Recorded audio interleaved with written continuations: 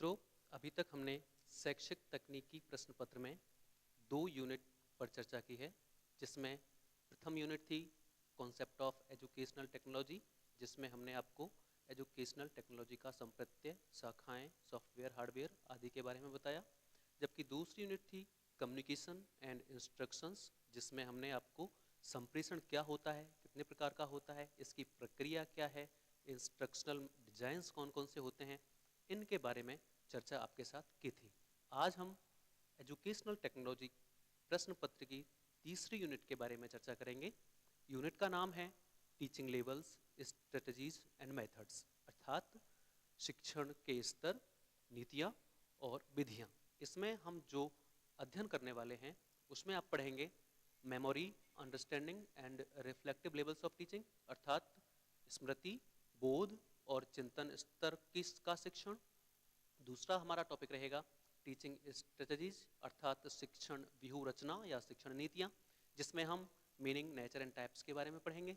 तीसरा हमारा टॉपिक रहेगा मॉडल्स ऑफ टीचिंग, जिसमें हम मॉडल्स ऑफ टीचिंग का meaning, nature and type discuss करेंगे। चौथा हमारा टॉपिक रहेगा मॉडिफिकेशन इन टीचर्स बिहेवियर, इसमें हम शिक्षक के व्यवहार में कैसे सुधार लाया जाए, इन पर डिस्कस करेंगे। और अंतिम इसका टॉपिक रहेगा micro teaching, Flanders interaction analysis और सिमुलेशन। इन पांचों विषयों पर हम एक एक करके इस यूनिट में आपके साथ चर्चा करने वाले हैं। इसमें से हम सबसे पहले लेने वाले हैं टीचिंग स्ट्रेटजीज, जिसमें टीचिंग स्ट्रेटजीज में सबसे पहले अगर हम इसके अर्थ की तरफ जाएं तो हम देखते हैं कि शिक्षण एक ऐसी प्रक्रिया है जिसमें शिक्षक अनेक प्रकार की क्रियाएं करता है अपने निर्धारित उद्देश्यों को प्राप्त करने के लिए। इसके लिए वो सबसे पहले अपने उद्देश्य निर्धारित करता है, जिन विशिष्ट उद्देश्यों की उसे प्राप्ति करनी है। इसके बाद उन शिक्षण बिंदुओं को निर्धारित करता है जिन्हें वह कक्षा में प्राप्त करने वाला है। इसके अलावा उन शिक्षण बिंदुओं का निर्धारण करने के पश्चात वो ये देखेगा कि इन शिक्षण बिंदुओं को अधिगम परिस्थितियों में प्राप्त करने के लिए, पढ़ाने के लिए किन किन युक्तियों की, विधियों की, प्रविधियों की आवश्यकता होगी, इनका वो डिसाइड करता है। इसके बाद जब ये निश्चित कर चुका होता है तो फिर उसे छात्रों के पूर्व ज्ञान के आधार पर अपने विषय का, शिक्षण बिंदुओं का प्रस्तुतिकरण करना होता है। अर्थात एक शिक्षक को पढ़ाने से पहले ये निर्धारित करना पड़ता है कि उसे किसे पढ़ाना है, क्यों पढ़ाना है, क्या पढ़ाना है और कैसे पढ़ाना है।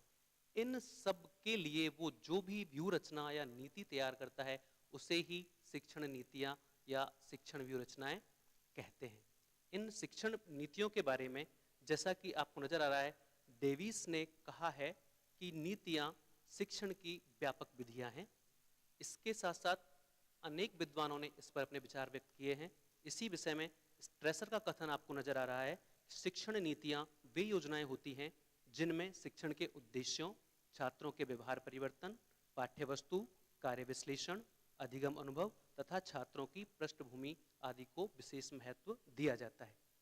इस प्रकार ये स्पष्ट है कि शिक्षण नीतियाँ पाठ को प्रस्तुत करने से पूर्व शिक्षण उद्देश्यों की प्राप्ति के लिए बनाई जाने वाली वे व्यापक योजनाएं हैं, जिसके अंतर्गत पाठ्यवस्तु का विश्लेषण, विद्यार्थी का पूर्व व्यवहार, रुचि, अभिवृत्ति, अधिगम अनुभव, अपेक्षित व्यवहार परिवर्तन आदि सभी पक्षों को ध्यान में रखा जाता है। शिक्षण नीति तथा शिक्षण विधि को हम प्राय भ्रमवश एक ही समझ लेते हैं।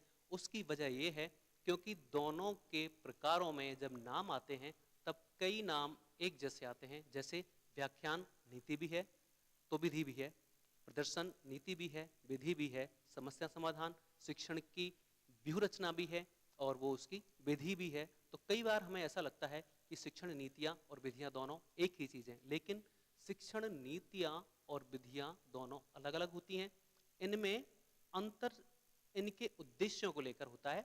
अगर हम शिक्षण नीति शब्द का यूज कर रहे हैं, इसका मतलब हुआ कि हमको अपने उद्देश्यों को प्राप्त करने के लिए पूरी जो व्यूह रचना का निर्माण हमें करना है उसको शिक्षण नीति कहेंगे। लेकिन अपनी पाठ्य वस्तु को कक्षा कक्ष में प्रभावी तरीके से किस प्रकार प्रस्तुत किया जाए, इसके लिए जो प्रक्रिया अपनाई जाती है उसको शिक्षण विधि कहते हैं। जैसे यदि प्रदर्शन का प्रयोग शिक्षक अपने उद्देश्यों की प्राप्ति के लिए कर रहा है तो प्रदर्शन यहाँ पर एक शिक्षण नीति होगी। लेकिन यदि प्रदर्शन का प्रयोग शिक्षक अपने पाठ को कक्षा में प्रस्तुत करने के लिए प्रभावी तरीके से बनाने के लिए कर रहा है तो उसको हम फिर यहाँ पर विधि की संज्ञा देंगे। दोनों का लक्ष्य एक ही है, किसी भी प्रकार से शिक्षण प्रक्रिया को प्रभावशाली बनाना। शिक्षण की लेवल्स में हम इसका एक इंट्रोडक्टरी पार्ट डिस्कस कर लेते हैं पहले कि शिक्षण के स्तर कौन कौन से होते हैं। शिक्षण 3 स्तरों पर एक्चुअली दिया जाता है। शिक्षण के 3 स्तर हैं। पहला मेमोरी लेवल ऑफ टीचिंग, स्मृति स्तर का शिक्षण। दूसरा है अंडरस्टैंडिंग लेवल ऑफ टीचिंग, बोध स्तर का शिक्षण। और तीसरा है रिफ्लेक्टिव लेवल्स ऑफ टीचिंग अर्थात चिंतन स्तर का शिक्षण। हम संक्षेप में एक एक के बारे में आपको थोड़ा थोड़ा बता देते हैं। पहला है स्मृति स्तर का शिक्षण। जब भी शिक्षक अपने शिक्षण का प्रारंभ करता है अर्थात जब उसको प्रारंभिक स्तर पर पढ़ाना होता है, छोटी कक्षाओं को पढ़ाना होता है, तो इस स्तर का ही उपयोग किया जाता है। इसमें अर्थात स्मृति स्तर में किसी प्रकार की विचार युक्त स्थितियां नहीं आती हैं, अर्थात इसमें विचारहीनता पाई जाती है। इस स्तर पर ऐसी अधिगम परिस्थितियां उत्पन्न की जाती हैं कि छात्र पढ़ाई गई विषय वस्तु को सरलता से कंठस्थ कर सके। इस स्तर पर प्राय प्रत्यास्मरण और रटने की प्रवृत्ति पर अधिक ध्यान दिया जाता है। यहाँ जो विद्यार्थी जिन भी सूचनाओं को ग्रहण करता है उनको याद कर लेता है, अर्थात उनको रटने की प्रवृत्ति उसमें पाई जाती है। और जैसा कि बताया जाता है कि सूचनाओं को ग्रहण करने का या रटने का संबंध बुद्धि से नहीं होता है, अर्थात जो कम बुद्धि वाले या मंद बुद्धि छात्र हैं वो भी अनेक चीजों को याद कर सकते हैं, उनको सरलता से रट सकते हैं।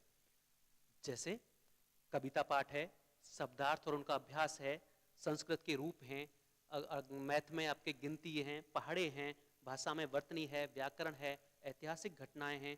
इनका शिक्षण स्मृति स्तर पर ही करवाया जाता है और करवाया जाना भी चाहिए।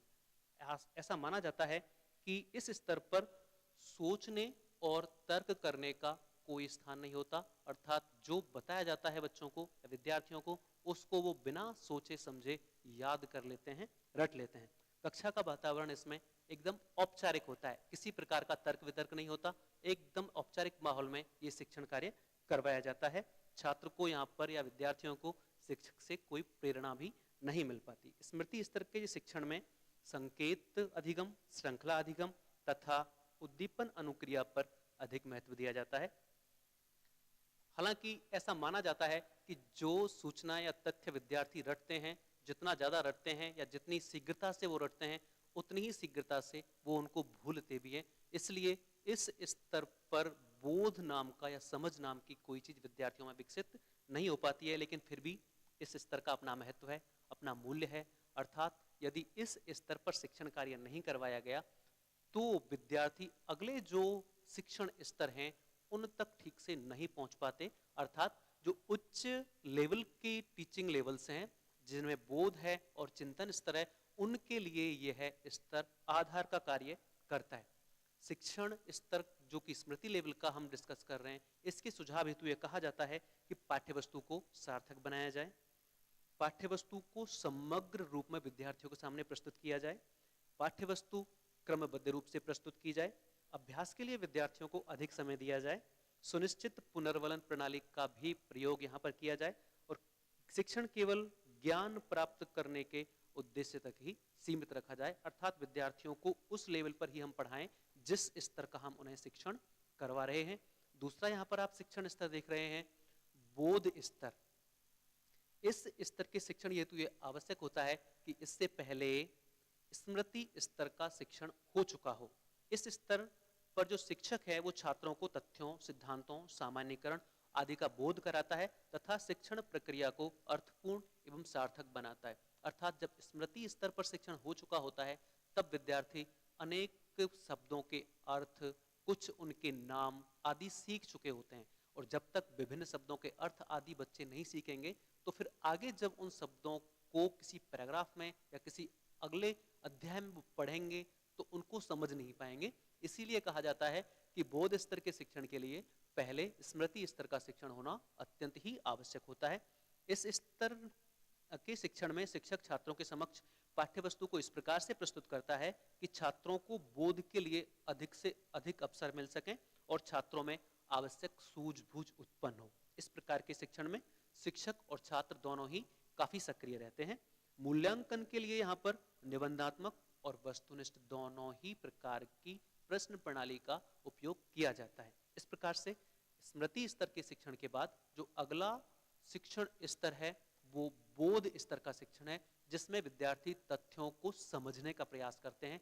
समझने से यहाँ पर अर्थ है, जैसे कह सकते हैं कि अलग अलग तथ्यों में वो संबंध स्थापित करते हैं। संबंध स्थापित करने के साथ उनमें अंतर करने की भावना उनमें जागृत होती है कि जो शब्द हैं उनमें डिफरेंस क्या है या दोनों में रिलेशन क्या है। इस प्रकार की बातें उनके समझ में आने लगती हैं। इसके बाद तीसरा हमारा शिक्षण स्तर है वो है रिफ्लेक्टिव लेवल ऑफ टीचिंग अर्थात चिंतन स्तर का शिक्षण। यह सर्वोच्च स्तर का शिक्षण है, लेकिन इसके लिए यह आवश्यक है कि इससे पूर्व स्मृति स्तर का और बोध स्तर का शिक्षण हो चुका हो। इस स्तर पर शिक्षक अपने छात्रों में चिंतन, तर्क तथा कल्पना शक्ति को बढ़ाता है ताकि इसके माध्यम से छात्र अपनी समस्याओं का समाधान आगे जाकर कर सकें। चिंतन स्तर पर शिक्षण जो होता है वो समस्या केंद्रित होता है, अर्थात जो शिक्षक होता है वो विद्यार्थियों के सामने कोई समस्या प्रस्तुत करता है और उस समस्या पर छात्र अपने अपने मौलिक चिंतन से, सृजनात्मक चिंतन से उस समस्या का हल खोजने का प्रयास करते हैं। अर्थात शिक्षक यदि कोई ज्वलंत समस्या छात्रों के समक्ष रखता है तो छात्र सक्रिय एवं अभिप्रेरित होकर उस पर चिंतन प्रारंभ कर देते हैं। यह चिंतन आलोचनात्मक दृष्टिकोण वाला और मौलिक चिंतन होता है। इस स्तर पर छात्र स्वयं रुचि लेकर स्वेच्छा से चिंतन, मनन, तर्क, कल्पना करते हुए समस्या का समाधान खोजते हैं और स्वयं को अधिक आत्मविश्वास वाला, क्रियाशील और सक्रिय छात्र बनाने का प्रयास करते हैं। यह शिक्षण का सर्वोच्च स्तर है जो कि पूर्णतया विचारवान होता है। इस स्तर के शिक्षणार्थ शिक्षकों को योग्य, अनुभवी, विषय तथा क्रिया विशेषण आदि में प्रभावशाली होना चाहिए। इस स्तर को और प्रभावी बनाने के लिए कुछ सुझाव बताए गए हैं, जैसे इस स्तर से पूर्व स्मृति और बोध स्तर का शिक्षण हो चुका होना चाहिए। छात्रों को अधिकाधिक मौलिक और सृजनात्मक चिंतन के लिए प्रोत्साहित या प्रेरित करते रहना चाहिए। शिक्षा या कक्षा का जो वातावरण है वो प्रजातांत्रिक होना चाहिए। छात्रों पर किसी प्रकार का तनाव या बोझ नहीं डालना चाहिए। चिंतन स्तर के शिक्षण का क्या महत्व होता है ये हमें विद्यार्थियों को बताना चाहिए और छात्रों को अधिक से अधिक सही चिंतन करने के लिए प्रेरित करते रहना चाहिए। इस प्रकार से ये 3 शिक्षण स्तर हैं जिन पर शिक्षण कार्य कक्षा में करवाया जाता है। अब हम जो पहले हमने डिस्कस किया था, सिर्फ अर्थ और परिभाषा आपको बताई थी कि शिक्षण व्यूह रचनाएं क्या होती हैं, उनके कितने प्रकार हो सकते हैं और उनके एक एक के बारे में हम थोड़ा थोड़ा संक्षिप्त में आपसे चर्चा करेंगे। तो टॉपिक है आपका टाइप्स ऑफ टीचिंग स्ट्रेटजीज अर्थात शिक्षण व्यूह रचनाओं के प्रकार। शिक्षण व्यूह रचनाएं 2 प्रकार की हो सकती है, ऑटोक्रेटिक और डेमोक्रेटिक। ऑटोक्रेटिक जिसको आप प्रभुत्ववादी शिक्षण नीतियां कह सकते हैं और डेमोक्रेटिक जनतांत्रिक शिक्षण नीतियां कह सकते हैं। इनके नाम से ही स्पष्ट हो रहा है, प्रभुत्ववादी में जैसा कि टीचर सेंटर्ड ये मेथड होते हैं, अर्थात यहाँ पर शिक्षक का ज्यादा रोल होता है, शिक्षक का ज्यादा महत्व दिया जाता है। यहाँ पर जो शिक्षण होता है वो मेमोरी लेवल तक सीमित रहता है। इस प्रकार की शिक्षण नीतियों से ज्ञानात्मक उद्देश्यों की प्राप्ति होती है और कक्षा का वातावरण जो रहता है इन शिक्षण नीतियों में वो प्रभुत्ववादी रहता है, अर्थात जनतांत्रिक वातावरण का यहाँ पर अभाव पाया जाता है। इसीलिए दूसरे प्रकार की शिक्षण विधियां विकसित हुई जिनमें विद्यार्थी को प्रधानता दी गई है, क्योंकि मनोविज्ञान यह कहता है कि हमें शिक्षण किसके लिए करना है, विद्यार्थी के लिए। तो जब तक हम विद्यार्थी को सेंटर में रखकर शिक्षण नहीं करवाएंगे तब तक हमारा शिक्षण सफल नहीं हो सकता।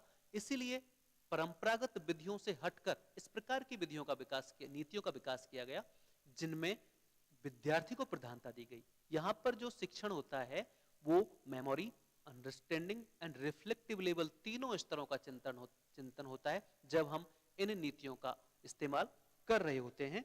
छात्रों में शिक्षण में रुचि और क्षमता का भी ध्यान यहाँ पर रखा जाता है। दूसरे जो हमने पहला प्रकार आपको बताया प्रभुत्ववादी शिक्षण नीतियां अर्थात ऑटोक्रेटिक स्ट्रेटजीज। इनमें 4 प्रमुख शिक्षण नीतियां हैं जिनके बारे में आपसे विचार करेंगे। पहला है लेक्चर स्ट्रेटजी, दूसरा डेमोन्स्ट्रेशन स्ट्रेटजी, तीसरा ट्यूटोरियल स्ट्रेटजी और चौथा प्रोग्राम लर्निंग स्ट्रेटजी। चारों आपको सामने नजर आ रहे हैं। इनको एक एक करके संक्षेप में हम डिस्कस करेंगे। पहला है आपका लेक्चर स्ट्रेटजी अर्थात व्याख्यान नीति या व्याख्यान विधि। इस नीति में जैसा कि नाम से ही पता चल रहा है, शिक्षक छात्रों के समक्ष अपने प्रकरण से संबंधित भाषण के रूप में पाठ को प्रस्तुत करता है अर्थात व्याख्यान के रूप में अपने विचारों को व्यक्त करता है और जो छात्र होते हैं वो कक्षा में निष्क्रिय बैठे हुए उस भाषण को या उस प्रकरण को जो अध्यापक पढ़ा रहा होता है उसे सुन रहे होते हैं। अर्थात यहाँ पर विद्यार्थियों को क्रिया करने की कोई स्वतंत्रता नहीं होती, वो एकदम पैसिव लिसनर की तरह क्लास में बैठे रहते हैं। हालांकि शिक्षक के लिए विधि अच्छी मानी जाती है क्योंकि इसके द्वारा वो क्रमबद्ध रूप से अपनी विषय वस्तु को बहुत बड़े समूह तक को प्रस्तुत कर सकता है। इस नीति की अपनी कुछ फायदे हैं तो कुछ इसके नुकसान भी हैं। अनेक इसके फायदे ये हैं कि इसके द्वारा उच्च कक्षाओं में शिक्षण करवाना अच्छा होता है। दूसरा, शिक्षक के लिए यह अत्यंत सरल, संक्षिप्त और आकर्षक विधि मानी जाती है। इस विधि के द्वारा कम समय में हम अधिक सूचनाएं प्रदान कर सकते हैं। एक ही समय में बड़े छात्र समूह को संबोधित किया जा सकता है, उन तक सूचनाएं पहुंचाई जा सकती हैं। यहाँ पर टीचर सदैव सक्रिय रहता है और विषय का तार्किक क्रम सदा बना रहता है। ये इस शिक्षण नीति की मेरिट्स हमको नजर आती हैं, लेकिन इसके साथ साथ इसके कुछ ड्रॉबैक्स भी हैं, कुछ कमियां भी हैं। जैसे यहाँ पर छात्र निष्क्रिय बैठे रहते हैं, जिनके लिए हमें शिक्षण करवाना है उनको यहाँ पर कोई महत्व नहीं दिया गया है। जैसे छोटी कक्षाओं के लिए यह अनुचित और अमनोवैज्ञानिक विधि है। छोटे बच्चे कक्षा में इससे बोर होने लगते हैं और जो पढ़ाया जाता है वो उनकी रुचि के अनुसार नहीं होता। मानसिक शक्ति में इससे किसी प्रकार का विकास नहीं होता क्योंकि विद्यार्थी कुछ सोचने का प्रयास ही नहीं करते, जो पढ़ाया जाता है बस उसको रटने का काम करने लगते हैं। यहाँ पर प्रयोगात्मक पक्ष पूरी तरह अपेक्षित रहता है, सिर्फ सूचनाएं प्रदान की जाती हैं, लेकिन जो प्रमुख पक्ष है शिक्षण का, क्रियात्मक पक्ष, जहाँ पर प्रयोगात्मक पक्ष भी जिसको कह सकते हैं, उसकी यहाँ पर उपेक्षा होती है। और इसमें हम देखते हैं कि केवल एक ही ज्ञानेंद्रिय अधिक सक्रिय रहती है अर्थात श्रवणेंद्रिय, जबकि ये कहा गया है कि मनोविज्ञान में जितनी अधिक ज्ञानेंद्रियों का उपयोग हमारे द्वारा किया जाएगा, हम अपनी विषय वस्तु को उतना ही अच्छा विद्यार्थियों के समक्ष प्रस्तुत कर सकते हैं, उन तक पहुंचा सकते हैं। और यही वजह है कि इस नीति से प्राप्त ज्ञान अधिक स्थायी नहीं होता क्योंकि यहाँ पर रटने की प्रवृत्ति पाई जाती है। इसी वजह से विद्यार्थी जितना जल्दी सीखते हैं उतना ही जल्दी उसको भूलते भी हैं। दूसरा है डेमोन्स्ट्रेशन स्ट्रेटजी अर्थात प्रदर्शन नीति। यहाँ पर यह किया जाता है कि जैसे कि लेक्चर मेथड में अध्यापक केवल अपना व्याख्यान प्रस्तुत करता है, यहाँ पर व्याख्यान तो प्रस्तुत किया ही जाता है अर्थात जिस प्रकरण को पढ़ाया जाना है उसके सैद्धांतिक पक्ष पर तो चर्चा की ही जाती है, लेकिन साथ में जो अध्यापक होता है वो उसको प्रयोग करके छात्रों के समक्ष प्रस्तुत करने का अर्थात उसको सिद्ध करने का प्रयास भी करता है। तो यहाँ पर प्रदर्शन को महत्व दिया जाता है अर्थात प्रयोग करके विद्यार्थियों के सामने शिक्षक अपनी बात को पुष्ट करता है। तो यहाँ पर हम देखते हैं कि सिर्फ श्रवणेंद्रिय ही नहीं, हमारी दर्शनेंद्रिय भी अधिक सक्रिय रहती है अर्थात यहाँ पर 2 ज्ञानेंद्रियों का उपयोग हो रहा है और जैसे जैसे ज्ञानेंद्रियों का उपयोग बढ़ता जाता है शिक्षण उतना ही प्रभावशाली होता जाता है। तो इस स्तर पर क्योंकि डेमोन्स्ट्रेशन करके विद्यार्थियों को बताया जा रहा है तो निश्चित रूप से ये विधि लेक्चर मेथड या लेक्चर स्ट्रेटजी की तुलना में अधिक अच्छी मानी जाती है। इसके भी अपनी कुछ विशेषताएं हैं तो कुछ कमियां भी हैं। विशेषताओं में अगर बात करें तो छोटी कक्षाओं के लिए विधि अच्छी मानी जाती है क्योंकि बच्चे जो देखते हैं उसको जल्दी सीखते हैं बजाय सुनने के द्वारा सीखने के। इसके अलावा जो प्रदर्शन है वो शिक्षक द्वारा किया जाता है, सारा काम शिक्षक विद्यार्थियों के समक्ष स्वयं करके बताता है, तो इससे जो उपकरण होते हैं उनके टूटने फूटने का डर नहीं रहता, समय भी कम लगता है क्योंकि अध्यापक स्वयं प्रयोग कर रहा है। छात्रों में निरीक्षण, तर्क और विचार शक्ति का विकास होता है क्योंकि वो सारी चीजें अपने सामने होते हुए देख रहे होते हैं। अगर उपकरणों की संख्या कम भी है तब भी प्रभावशाली शिक्षण किया जा सकता है। क्यों? क्योंकि यहाँ पर जो प्रयोग है वो शिक्षक कर रहा है, ना कि विद्यार्थी। इसके अलावा छात्र जो हैं इसमें स्वयं देखकर सीखते हैं। तो इस प्रकार से इस स्ट्रेटजी में हमें कुछ विशेषताएं ये नजर आती हैं, लेकिन कुछ इसकी कमियां भी हैं। जैसे बालकों को स्वयं प्रयोग करने के अवसर नहीं मिलते, अर्थात वो सिर्फ देखते तो हैं लेकिन स्वयं नहीं करते हैं। कुछ छात्र ठीक से प्रयोग का निरीक्षण नहीं कर पाते, या तो कक्षा का आकार बड़ा हो सकता है और उस वक्त यदि हम इस विधि को प्रयोग कर रहे हैं तो जो पीछे बैठे हुए छात्र हैं शायद वो प्रदर्शन को ठीक से देख नहीं पाते। विषय वस्तु के सामान्य ज्ञान का ही यहाँ पर प्रदर्शन हो पाता है। डीप नॉलेज इस विधि के द्वारा विद्यार्थियों को या पूरे विद्यार्थियों को नहीं दी जा सकती।